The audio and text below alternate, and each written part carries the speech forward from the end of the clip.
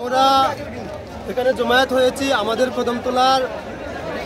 কদমতলার এখানে একটা ক্লাব। এই ক্লাবে দুর্গাপূজা হচ্ছে, ভালো কথা, দুর্গাপূজা করেন। দুর্গাপূজার নাম করে ওরা চাঁদা কালেকশনের নাম করে মুসলিম সংখ্যালঘু একটা গাড়ি ওরা রাস্তার মধ্যে আটকিয়ে বেশি টাকা কালেকশনের নাম করে ওদেরকে একটা প্রস্তাব দেওয়া হয়েছে। প্রস্তাবটা ওরা গ্রহণ করেনি। ওরা বলেছে যে আমরা 500 টাকা টিপ নিয়ে যাচ্ছি, আপনাকে 5000 টাকা কেমন করে দেব। তারপর ওদেরকে বলা হয়েছে যে 5000 টাকা দিতেই হবে। এরকম ওদের কাছে জুলুম করা হচ্ছে। তার জন্য ওরা বারণ করার পরে আমাদের গাড়ির মধ্যে 2জন মহিলা রয়েছেন, মুসলিম মহিলা রয়েছেন, এবং 2জন ভাইও রয়েছিলেন মুসলিম ভাই। এদেরকে গাড়ি থেকে নামিয়ে মারধর করা হয়েছে। ক্লাবের নাম কি জানি? ইন্ডিয়ান ক্লাবের সদস্যরা ওদের উপর অত্যাচার করেছে, মা বোনদের উপর হাত তুলেছে, 2জন মুসলিম ভাইয়ের উপর হাত তুলেছে। তো এই বিষয়ে আমরা আজকে কদমতলা থানাতে এসেছি একটা শান্তিপূর্ণ ডেপুটেশনের মাধ্যমে। আমরা যাতে এই ইন্ডিয়ান ক্লাবের যারাই এই দুষ্কৃতিকারী, এরাই দাঙ্গাবাজ, এরাই চাঁদা কালেকশনের নাম করে মানুষকে প্রতি বছর হয়রানির শিকার হতে হয়, এরার বিরুদ্ধে আমরা একটা ডেপুটেশন নিয়ে কদমতলা থানাতে এসেছি।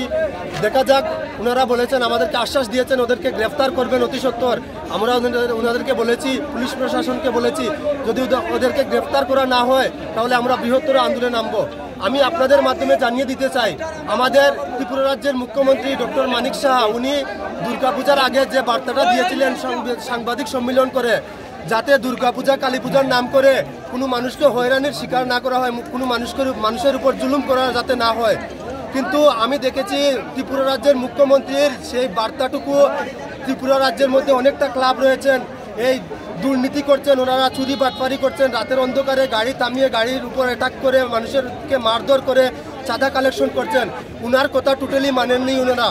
তো আমি বলতে চাই, আপনার কথা ডক্টর মানিক সাহাকে বলতে চাই যে স্যার, আপনার কথা কতটুকু রেখেছে এই ত্রিপুরা রাজ্যের এই যারাই ক্লাব করছে তারাই আপনারা ভালো করে দেখবেন।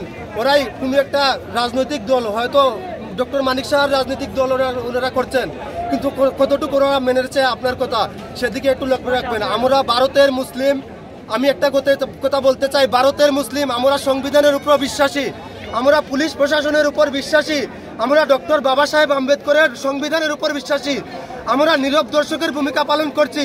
আমরা শান্তিপূর্ণভাবে এই ভারতবর্ষে বসবাস করতে চাই, কিন্তু আমাদের বসবাস করতে দেওয়া হচ্ছে না। এদের দ্বারা আমরা প্রতিদিন এদের দ্বারা আমরা আক্রান্ত হচ্ছি, আমরা নির্যাতিত হচ্ছি। এই বিষয়ে আমরা একটা শান্তিপূর্ণ ডেপুটেশন নিয়ে এসেছি কদমতলা পিএসে। আমাদের এখানে কোনো উশৃঙ্খলা হচ্ছে না, আমরা শান্তিপূর্ণভাবে ওসি সাহেবের সাথে আলাপ করেছি, আমাদের কিছু লোকও রয়েছেন, ওনাদের সাথে আলাপ করছেন। তো দেখা যাক, ওদেরকে যদি গ্রেফতার করে না হয় তা আমরা বৃহত্তর আন্দোলনে নামবো। এমন আমি বলতে চাই, যদি পকেটে টাকা না থাকে তাহলে কেন একটা ধর্মের একটা পূজা পার্বণ হোক, আর কোনো মুসলিম ধর্মের কথাই আমি বলছি, ওয়াজ নসিহত হোক, ধর্মের কোনো বড় ধরনের অনুষ্ঠান হোক, কেন করতে যাবেন আপনারা? যদি পকেটে টাকা থাকে তাহলে করেন, না হলে ফকিরের মতো রাস্তায় মানুষকে আটকে রেখে